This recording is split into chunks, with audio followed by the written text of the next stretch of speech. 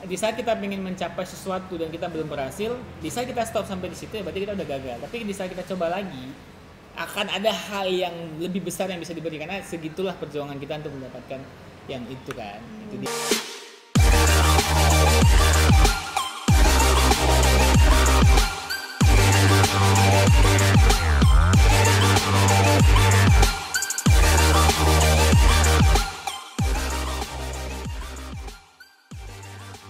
Halo Fadil. Hai. Jadi mungkin sedikit background, Fadil ini S1 di Fakultas Keguruan dan Ilmu Pendidikan Bahasa Inggris di Indonesia, di salah satu universitas swasta di Aceh. Kemudian melanjutkan S2 Psikologi Pendidikan di CCNU. Sempat setahun di Aceh, kemudian melanjutkan S3 juga Psikologi Pendidikan. PhD-nya di Psikologi Pendidikan. Oke, mungkin baru awal mulanya memikirkan untuk bisa ke Cina itu kenapa? Kalau dibilang kenapa bisa ke Cina, apa ya? Mungkin tidak sengaja ya, bukan tidak sengaja gini. Pada saat saya kuliah S1, terinspirasi dari novel favorit saya, Laskar Pelangi, punyanya Andrea Hirata. Jadi saya pengennya tuh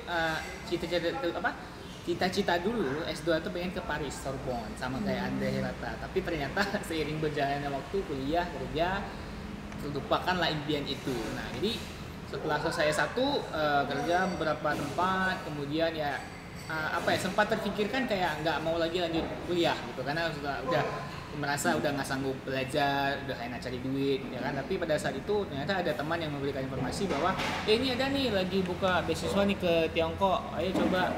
Ya udah coba, karena saya dari dulu itu, dari memang awal kuliah sampai selesai kuliah, apapun ada kesempatan yang bisa saya coba, saya apply kerja ke sini gagal, saya coba tempat lain lagi gagal. Nah itu pada ada info ke Cina, ya udah saya apply, ternyata alhamdulillah lulus.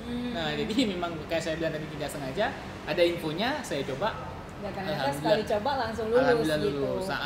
Karena beberapa teman-teman juga kan nyoba beasiswa Cina, nggak semua juga dapat langsung kampus dan beasiswanya. Iya kan? betul.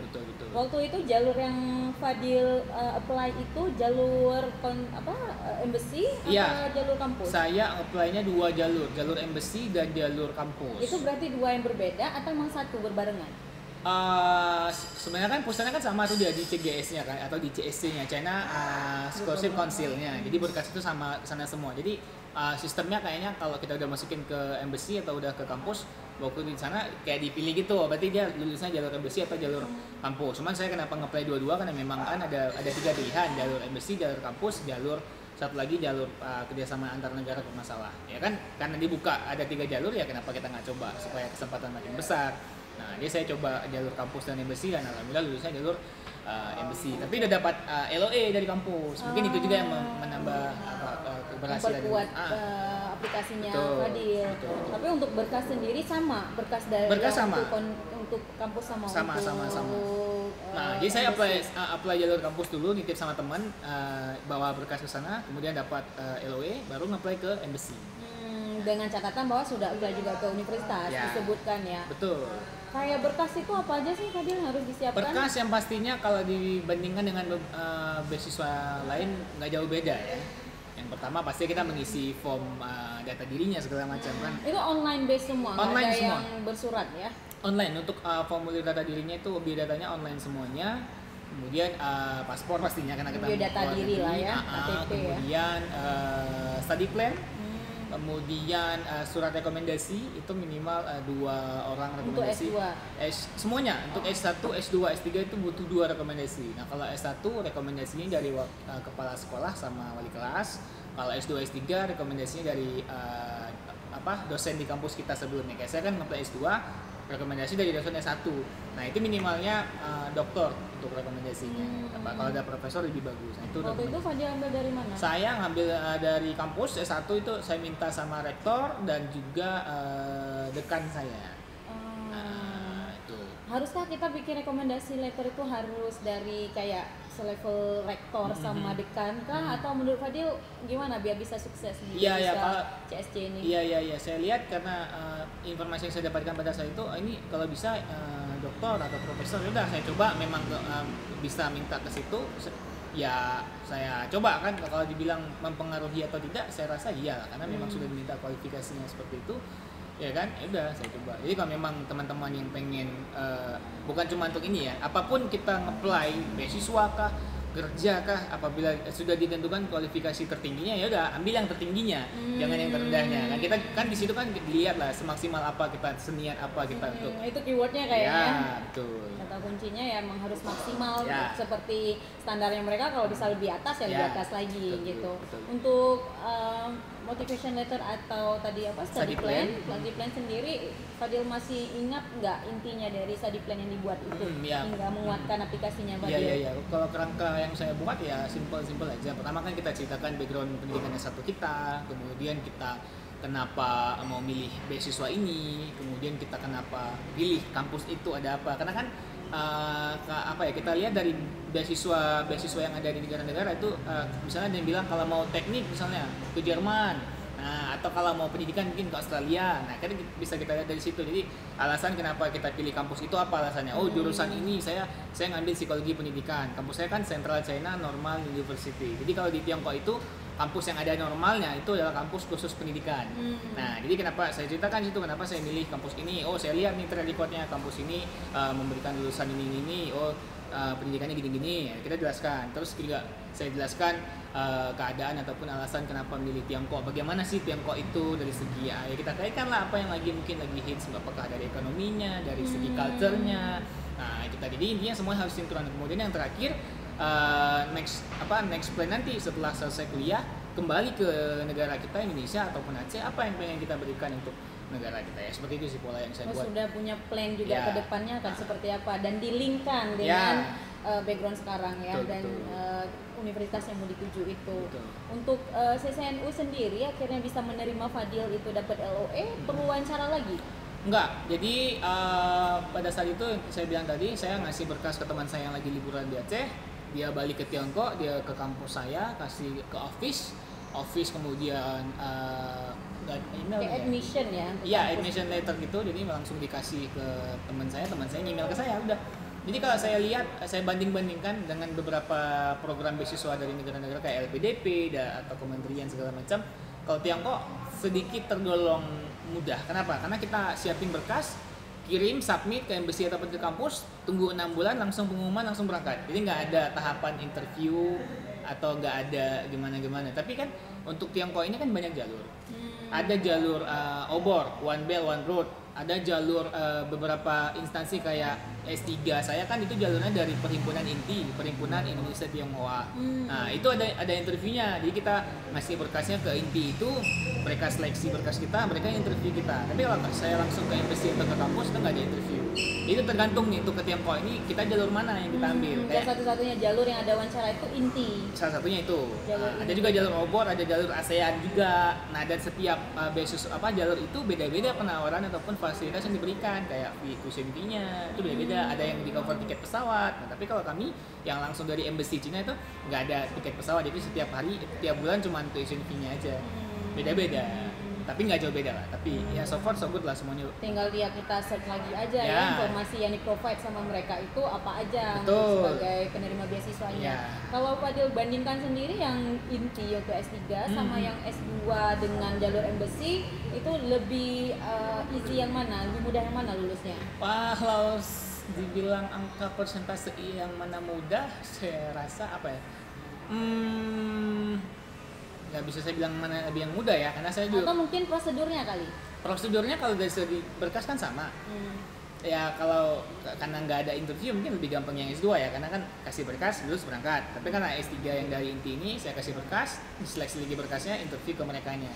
Nah kalau inti itu kita interviewnya dari inti di perwakilan daerah masing-masing, misal di Aceh atau di Jawa atau di Jakarta, nah ke situnya itu. Dan kalau dari segi enak atau kompaknya saya lihat mungkin lebih enak dari S3 ini. Kenapa? Karena kan dari seluruh anggota inti ini kan setiap kota ada ininya, perwakilannya ya. Itu kan kayak begitu kita ke Jakarta kemarin, kita pembekalan sebelum berangkat ke Tiongkok kan kita kayak ketemu nih semuanya dengan teman-teman ya, jadi ketemu teman baru kan ya. Saya rasa sih lebih enak yang S3 ya dari inti ini tadi.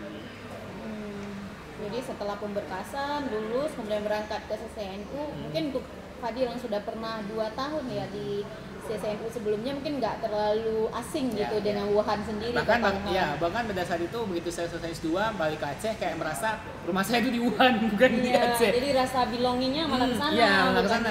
Jadi begitu lulus S3 waktu berangkat ya merasa pulang kampung gitu. Iya.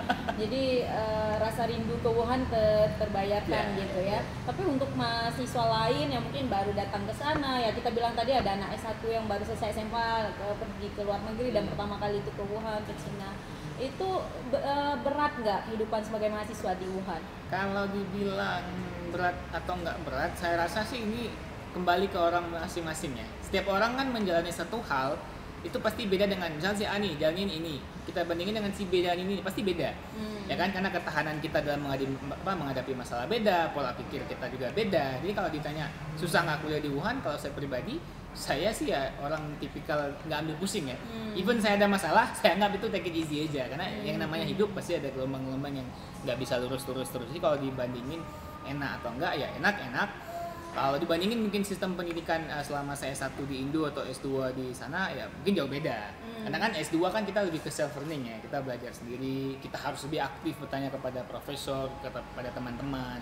Karena juga S2 mata kuliahnya nggak banyak, ya itu semuanya ada plus minusnya lah.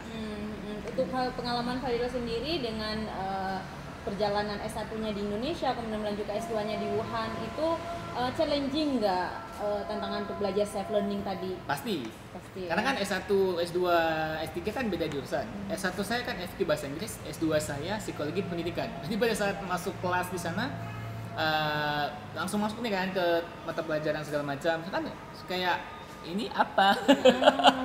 Jadi kayak saya sering beberapa memang classmate saya memang ada yang memang bukan backgroundnya psikologi, jadi kayak ada punya teman gitu. Saya nanya kenapa, gimana nih kita belajar ya? Ya karena pada saat S2 kan udah nggak nyentuh basic lagi kan, udah ke middle ke atas gitu pembahasannya. Jadi ya tantangannya itu tadi kayak saya harus belajar basic lagi soal psikologi, saya harus cari tahu lagi sama orang. Jadi pada saat di kelas misalnya nih dosennya bahas ini nih kayak loadingnya lama gitu, nih dia bahas apa jangan tokoh-tokoh dan psikologi yang lain kan udah pada tahu, jadi pada nyambung. Dia kayak oh ya lebih ke situ. Kalau ditanya soal resource ilmunya di sana luar biasa ya. Rata-rata kampus di Tiongkok itu kampusnya gede semua.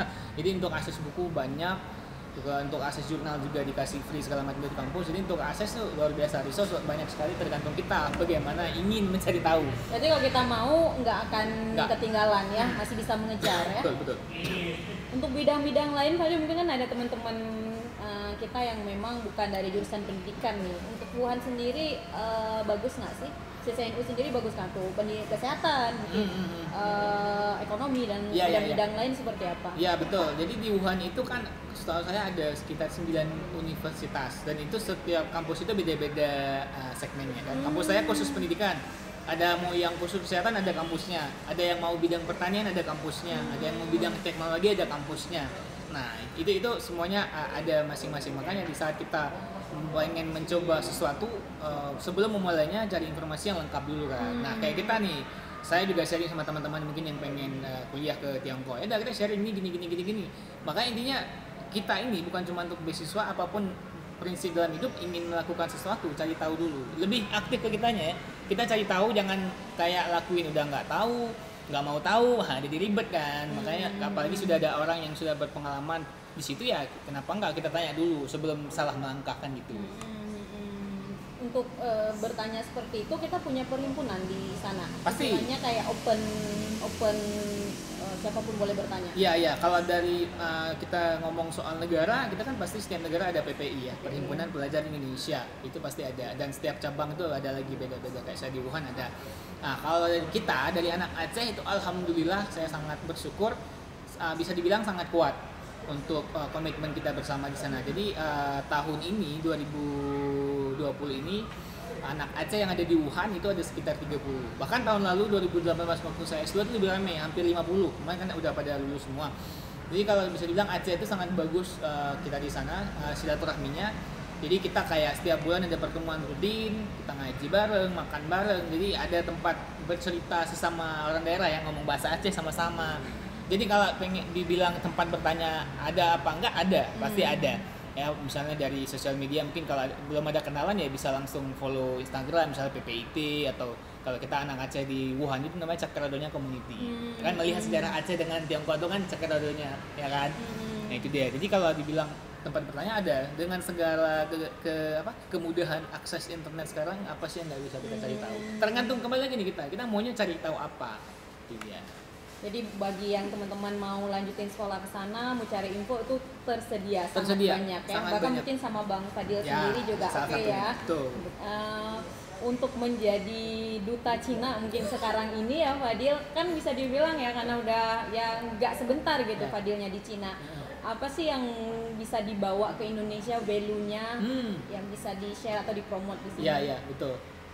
Mungkin saya tidak tidak terlalu amazed dengan yang saya lihat di sana dari sikap disiplin. Karena kan saya waktu S1 di Aceh, saya kerja di radio. Kita tahu radio dan juga event organizer. Nah, bekerja di event organizer itu kan harus disiplin, timingnya harus pas, harus ada plan A, plan B. Nah, saya lihat nggak jauh beda dengan tipikal orang Tiongkok disiplinnya itu. Di saat mereka bangun pagi, mereka jam sarapan, jam makan siang, jam belajar, jam tidur. Itu yang saya lihat nggak ada di masyarakat kita Indonesia, khususnya Aceh mungkin ya. Jadi kita bisa lihat di sini misalnya jam 3 siang orang masih kerja, belum makan siang, itu hal biasa. Tapi di Tiongkok enggak. Kalau memang jam makan jam 12 tuh kantin rame, orang pada makan, yang lagi kerja bahkan begitu dia jam makan dia tinggalkan kerjaannya, dia makan dulu. Jam 10 malam anak-anak Tiongkok itu kan kebetulan asrama saya tinggal itu berseberangan dengan asrama anak Tiongkok. Jadi jam-jam 10 malam itu rata-rata kamar-kamar mereka udah pada mati lampunya, berarti udah tidur. Tapi kita yang sudah terbiasa begadang segala macam itu masih belum tidur. Agak misi jam kita ya betul, berputarnya jauh berbeda. Nah itu jadi kalau yang saya lihat apa yang memang poin bisa kita ambil dari kebiasaan orang Tiongkok, yaitu pertama disiplin, kemudian bersungguh-sungguh. Apa bersungguh-sungguh? Misalnya mereka belum mendapatkan sesuatu yang mereka pengen kejar, mereka akan kejar terus sampai dapat. Bahkan mereka sudah di situ, kemudian mereka gagal, mereka akan tetap fokus di situ. Itu yang saya lihat tipikalnya orang Tiongkok di situ sih. Yang patut kita contoh, gitu, kenapa enggak? Contoh, ya, terlepas gitu, ini soal agama atau apa ya, ini kan poin positif, kita kenapa iya, kita nggak contoh? Kalau memang itu adalah universal value yang bisa kita ambil, kenapa nggak diambil? Kalau untuk akses lainnya, Fadil, mungkin makanan halal untuk kita kayak Muslim gimana di itu sana? Jadi yang menarik juga. Jadi justru saya pribadi sebelum saya berangkat ke Tiongkok itu juga jadi adu argumen dengan orang tua dan ini nanti gimana makan yang haram segala macam. Ternyata tidak jauh 180 dan berbanding terbalik. Jadi di Tiongkok itu semua kampus, semua universitas itu menyediakan kantin halal. Semua kampus, bisa dibilang dari 100%, 80% itu ada. Setiap kantin di kampus ada khusus yang halal. Apa itu menunjukkan bahwa mahasiswa Muslim sudah banyak juga di sana?